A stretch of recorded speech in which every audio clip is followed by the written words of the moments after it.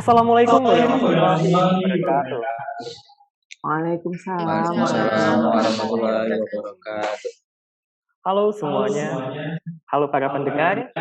Berjumpa lagi dengan acara podcast kita, yaitu adalah podcast Latsar Kelompok 4 bersama saya Nizar Saputra. Dan saya Okai Prastio. Kita berdua hari ini akan memandu podcast ini nantinya, dan kita akan berbincang-bincang hangat tentang pelayanan publik terhadap implementasi pelayanan digital. Dan telah hadir tamu kita ya hari ini ya, Pak Okai, yaitu ada Pak Dilwan. Halo Pak Dilwan, apa kabar? Halo, luar biasa. Dan juga telah hadir ibu-ibu kita dari para ASN yang luar biasa. Yang pertama ada Bu Mayang. Halo Bu Mayang, apa kabar? Halo, kabar baik. Alhamdulillah ya, kabarnya baik. Begitu juga di sini ada Bu Inge. Di sini ya, Bu Inge, gimana apa kabarnya Bu? Alhamdulillah, kabar baik juga Pak. Baik, seperti yang kita katakan di awal, tadi kita akan membahas tentang analisis dan evaluasi penerapan pelayanan publik berbasis digital di unit kerja, yaitu di sini kita bahas tentang Unsam tentunya. Nah, mungkin saya ingin langsung bertanya nih ya, Pak Okan ya, boleh? Iya benar, silakan Pak. Saya ingin bertanya tentang bentuk pelayanan publik apa yang sudah ada di Unsam itu yang berbasis digital. Mungkin dari salah satu narasumber kita, dari Bu Mayang tuh, kita persilakan. Terima kasih Pak. Bentuk pelayanan publik yang sudah ada di Unsam. Oke. Jadi kan karena kita ini adalah seorang ASN yang melayani di perguruan tinggi, berarti salah satu yang harus diprioritaskan adalah mahasiswanya gitu ya.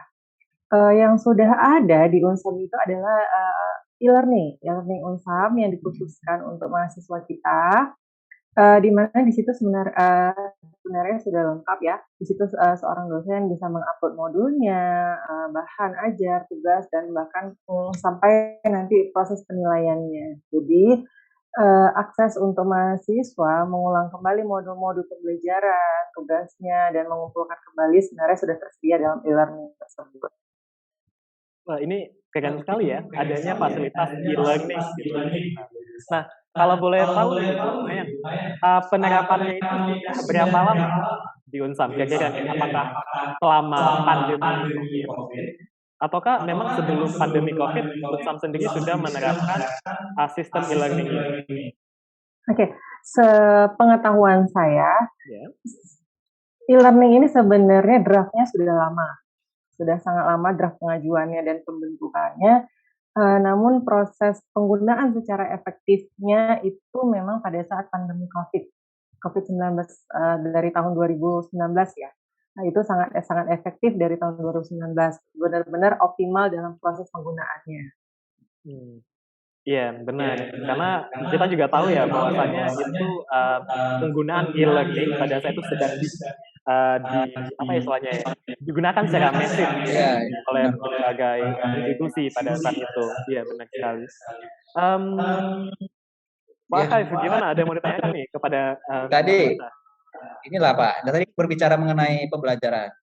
Coba saya ke Bu Inge. Kalau Bu Mayang tadi kan Bu Inge berbicara mengenai pembelajaran. Kalau menurut Bu Inge ada lain nggak selain pembelajaran? Gimana Pak Okai? Kalau tadi kan Bu Mayang sudah menyampaikan bahwasanya mengenai pembelajaran. Kalau dari Bu Inge sendiri selain pembelajaran ada? Oh, selain dari pembelajarannya. Jadi sebelum kita membahas tentang pelayanan publik yang diberikan oleh Unsam, kita harus terlebih dahulu itu kan harus tahu dulu nih pelayanan publik itu apa ya kan. Jadi pelayanan publik itu adalah kegiatan dalam rangka pemenuhan kebutuhan pelayanan, baik itu barang, jasa, atau pelayanan administratif lainnya yang akan kita berikan kepada mahasiswa atau kalau misalnya di perguruan tinggi ya untuk dosen dan mahasiswanya sendiri ya begitu kan Pak? Iya benar. Jadi mungkin contoh selain pelayanan publik yang diberikan di dalam pembelajaran itu mungkin salah satunya pelayanan publik secara digital itu dilakukan untuk memenuhi kebutuhan dosen. Contohnya itu seperti penggunaan akun BKD ya, Pak Okay.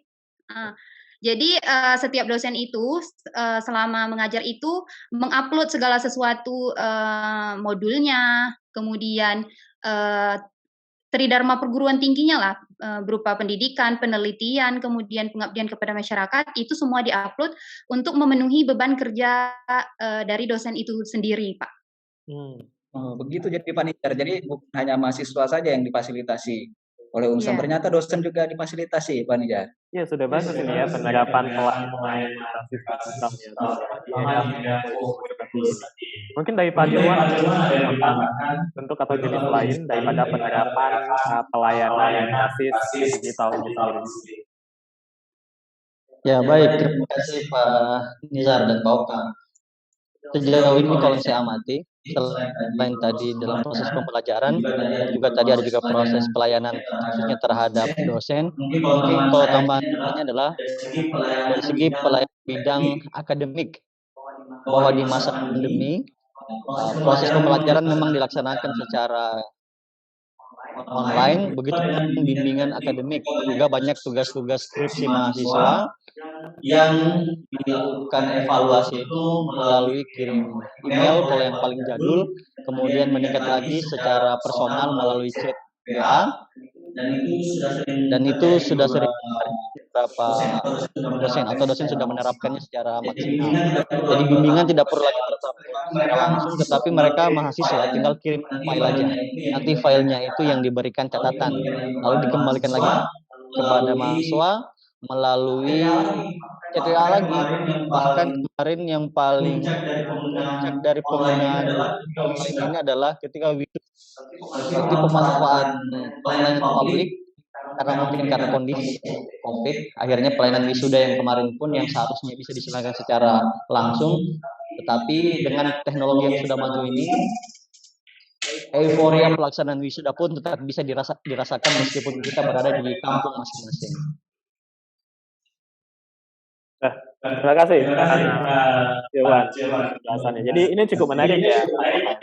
Jadi kita tadi sudah mendengar dari segi e-learning, kemudian adanya akun BKD, dan kemudian juga dari bimbingan akademik mahasiswa semua sudah menggunakan pelayanan publik yang berbasis digital. Dalam artian di sini Unsam sendiri sudah mempersiapkan untuk berkembang ya, untuk adaptif sesuai dengan perkembangan zaman ya, seperti itu. Nah mungkin karena tadi judul kita akan coba mengevaluasi ya penerapannya pelayanan publik yang berbasis digital yang sudah disebutkan barusan.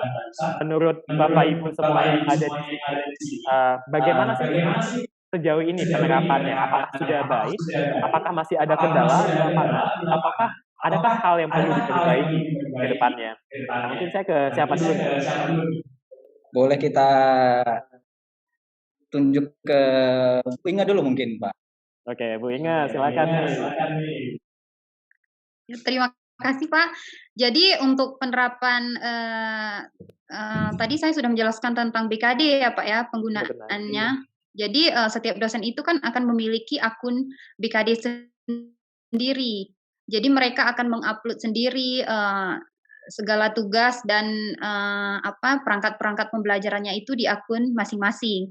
Jadi sampai saat ini untuk pengelolaan akun BKD tersebut sudah berjalan dengan baik ya Pak ya. Ya mungkin kedepannya juga memang selama dia kan ada proses waktu, diberikan waktu. Jadi setiap dosen itu akan diberikan waktu dari tanggal sekian sampai tanggal sekian untuk mengisi BKD-nya sendiri. Jadi mungkin dari sini ke depan dosennya itu yang lebih giat lagi, lebih kreatif lagi. Jadi sebelum dibuka akun BKD tersebut, para dosen sudah menyiapkan dulu apa saja yang perlu diupload. Jadi nanti tidak ketinggalan ketika sudah dibuka langsung diupload. Begitu Pak. Kalau dari segi para dosennya sendiri, Inga, apakah mereka sudah semua bisa menggunakan akun BKD tersebut? Apakah sudah ada sosialisasi seperti itu? Untuk sementara ini sudah dilakukan sosialisasi untuk penggunaan akun BKD, tetapi mungkin ada ya beberapa dosen yang memang belum paham sama sekali. Contohnya seperti kita-kita yang baru lulus CPNS ini kan belum mengerti tentang pengisian-pengisian pengisian di akun BKD tersebut karena memang belum melakukan sosialisasi untuk kita-kita seperti itu, Pak. Menarik ini. Mungkin saya dan Pak Oka juga ingin mengetahui jadi bagi para peserta dosen atau karyawan baru nih ya, sebagai solusi. Menurut Bu Inge, kira-kira apa sih yang harus disediakan oleh Unsam sehingga semua karyawan barunya itu, baik karyawan baru dan lama, itu tahu cara menggunakan akun BKD? Mungkin solusi yang harus dilakukan oleh oleh yang mengelola akun BKD ini, mungkin diadakannya sosialisasi untuk para karyawan-karyawan baru agar memang lebih tahu apa saja yang harus disiapkan, kemudian bagaimana cara mengakses akun tersebut. Dan yang lebih jelasnya itu memang di sosialisasi tersebut dari awal, dari pembuatan akun hingga yang perlu disiapkan oleh dosen seperti penelitian, pengabdian kepada masyarakat, itu yang memang harus disosialisasikan kepada dosen-dosen baru atau karyawan-karyawan baru, begitu Pak. Cukup menarik nih Bu Inge.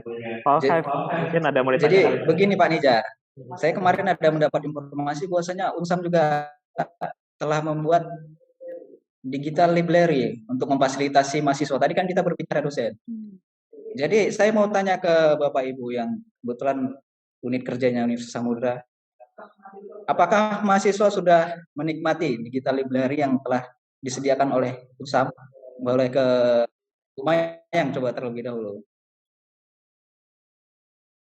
Iya, terima kasih Pak. Digital library ya Pak ya, masalah itu sepanjang pengetahuan saya sebenarnya itu masih dalam tahap penggodokan, menyempurnakan. Jadi kalau untuk pelaksanaan secara implementasi secara full dan optimal itu masih sangat kurang sebenarnya gitu. Bahkan kita sendiri sebenarnya untuk dari segi yang fisik ya, bukan digital library, fisik untuk perpustakaannya aja kita masih dalam kategori kurang gitu. Itu kalau dari saya ya Pak. Iya. Menjadi hal menarik nih bagi Pak. Iya, itu salah satu permasalahan yang sebenarnya harus kita diskusikan bersama untuk mengoptimalkannya gitu. Nah, mungkin saya ingin menyambung kembali ya. Tadi Bu Mayang juga membahas tentang bentuk digitalisasi yang ada itu adalah penggunaan e-learning.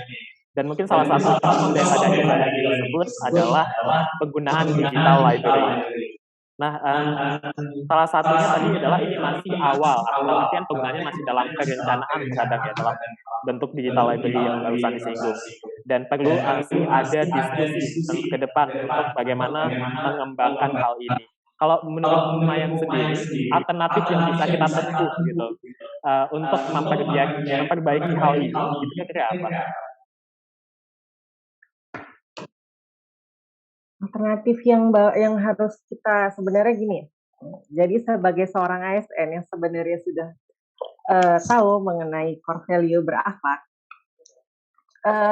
untuk mempercepat itu semua ada salah satu yang bisa kita terapkan untuk mempercepat proses optimalisasi digital library ini, yaitu kita melakukan kolaboratif dengan pihak-pihak yang kompeten di bidangnya gitu. Jadi kalaupun memang ini kan digitalisasi, kita bisa menggandeng pihak-pihak dari IT untuk mempercepat proses optimalisasi digital library-nya gitu. Beserta dengan kita perlu melakukan analisis lebih lanjut mengenai kebutuhan usernya gitu. Jadi setelah kita analisis lebih lanjut kebutuhan usernya, kita bisa berkolaborasi sama pihak IT gitu untuk merancang optimalisasi penggunaan library tersebut. Baik, Bu Mayang. Mungkin sebelum kita ke penutupan, tadi karena Pak Dilwan juga membahas tentang bimbingan akademik yang saya ingin tahu juga nih, bimbingan akademik di era digital ini atau berbasis digital, menurut Pak Dilwan apa sih yang perlu diperbaiki ke depannya? Atau ada kendala apa? Ya, baik, terima kasih. Kalau terkait dengan bimbingan secara online, masalah terbesar kita secara umum itu adalah masalah pendataan jaringan internet. Karena beberapa mahasiswa itu masih ada di perkampungan, bahkan di kota pun kadang-kadang jaringannya masih bermasalah. Begitu pula kita di sini di Kota Langsa, kadang-kadang jaringan kita masih belum terlalu stabil. Tetapi menanggapi hal ini, beberapa kebijakan kemarin itu sudah mengeluarkan untuk peningkatan kapasitas jaringan internet kita. Jadi masalah-masalah yang sudah dihadapi pada periode sebelumnya, pada saat ini sudah berjalan lebih maksimal lagi. Sehingga bimbingan secara online dapat berjalan lebih efektif. Baik, Pak Dewan, terima kasih. Mungkin kita sudah tiba di penghujung acara podcast kita kali ini ya. Benar sekali nih Pak. Menarik sekali. Sebenarnya tidak cukup waktunya ini. Iya benar. Dan kita juga sudah membahas banyak hal di sini tentang penggunaan digital yang berbasis seperti e-learning, PKD, dan akademik. Dan kita juga sudah melihat evaluasi penerapan yang sejauh ini. Dan kemudian teman-teman tadi juga sudah memberi yang namanya solusi dari setiap permasalahan tersebut. Ini adalah hal yang cukup luar biasa untuk kita ketahui. Dan mungkin sampai di sini Pak Archive kali ini saya ingin mengucapkan juga terima kasih untuk segala narasumber yang sudah bersedia untuk hadir ya bersama kita di sini ya Pak Archive ya. Iya benar sekali. Sama-sama. Baik, terima kasih sekali lagi saya ucapkan. Akhirul kalam saya ucapkan Assalamualaikum warahmatullahi wabarakatuh. Waalaikumsalam warahmatullahi wabarakatuh.